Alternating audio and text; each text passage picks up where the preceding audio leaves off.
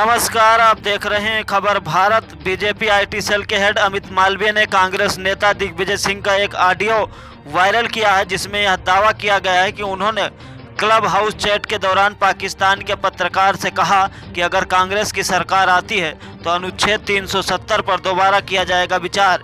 इसके बाद मध्य प्रदेश से लेकर देश तक की राजनीति गर्म हो गई है। कांग्रेस के इस नेता के खिलाफ भाजपा के कई नेताओं ने मोर्चा खोल दिया है और उनके खिलाफ लगातार बयानबाजी कर रहे हैं। बता दें कि अपने चैट में दिग्विजय सिंह कह रहे हैं कि जब उन्होंने कश्मीर से आर्टिकल 370 हटाया तो वहां लोकतंत्र नहीं था, वहां इंसानियत भी नहीं थी, क्योंकि सभी को जेल में बंद कर दिया गया था। कश्मीरियत वहां के सेकुलरिज्म का हिस्सा है, क्योंकि मुस्लिम बहुल राज्य का राजा हिंदू था और दोनों साथ मिलकर काम किया करते थे। यहाँ तक कि कश्मीर में कश्मीरी पंडितों को सरकारी नौकरी में आरक्षण दिया गया था।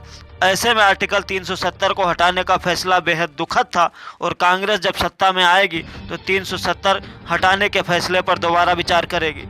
इसी मामले पर अब देश सहित प्रदेश के कई बड़े भाजपा के नेता दिग्विजय सिंह को घेर रहे हैं। आइए सुनते हैं इसी विषय को लेकर सूबे के मुख्यमंत्री शिवराज सिंह चौहान और बीडी शर्मा, जो कि भाजपा के प्रदेश अध्यक्ष हैं, उनका क्या है कहना। भारत का मुकुटमणि है, अभिन्न अंग है। ये कांग्रेस ही थी जिसने कश्मीर में धारा 370 लगाने का पाप किया था। हमारे यशस्वी प्रधानमंत्री जी ने, भारतीय जनता पार्टी की सरकार ने धारा 370 हटा दी। अब एक देश में दो विधान, दो निशान, दो प्रधान नहीं है। लेकिन कांग्रेस अब फिर पाकिस्तान की भाषा बोल रही है। कांग्रेस के नेता दिग्विजय कहते हैं कि धारा 370 हटाने पर पुनर्विचार किया जाएगा। क्या पुनर्विचार करेगी कांग्रेस? क्या फिर से धारा 370 थोप के अलगाववाद को हवा देगी, आतंकवाद को प्रश्रय देगी? कांग्रेस का हाथ पाकिस्तान के साथ। ये कांग्रेस की पाकिस्तानी मानसिकता है। जो पाकिस्तान कहता है वही कांग्रेस कहती है। सोनिया जी, जवाब दो।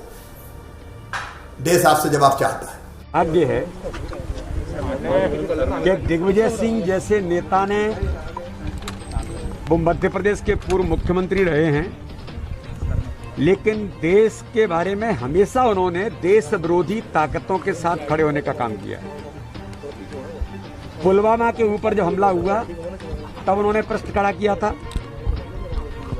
सर्जिकल स्ट्राइक हुई, उसका प्रूफ मांगने का काम सेना के बारे में उन्होंने कहा। बटाला हाउस के अंदर मोहनचंद शर्मा शहीद हुए, उन्होंने कहा ये फर्जी एनकाउंटर है और उस आतंकवादी के घर गए वो, जिसको माननीय सर्वोच्च न्यायालय ने फांसी की सजा दी। ये एक नहीं, उन्होंने जब 26/11 जब हुआ था, जिसमें करकरे, हेमंत करकरे की शहादत हुई थी, उसमें भी उन्होंने कहा था कि आरएसएस का हाथ है। ये हमेशा से देश विरोधी ताकतों के साथ खड़ा होने का काम करते हैं। इसलिए दिग्विजय सिंह जी ने जो बयान दिया है, मैं इस बात की मांग करता हूं कि ये जो आज उन्होंने ये जो चैटिंग उन्होंने जो की है, क्लब चैट जो हुई है, और क्लब चैट के अंदर पाकिस्तानी पत्रकार का सम्मिलित होना,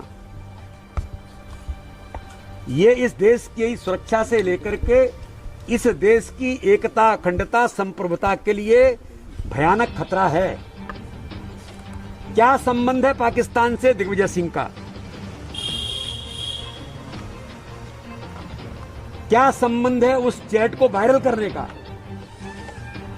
जिस प्रकार से आपने धारा 370 जो भारत की संसद ने पारित करके भारत की एकता और अखंडता, जिसको 130 करोड़ देशवासी जिसके साथ खड़े हैं, आप उस पर प्रश्न खड़ा कर रहे हैं और कह रहे हैं कि हम इसको पुनर्स्थापित करेंगे।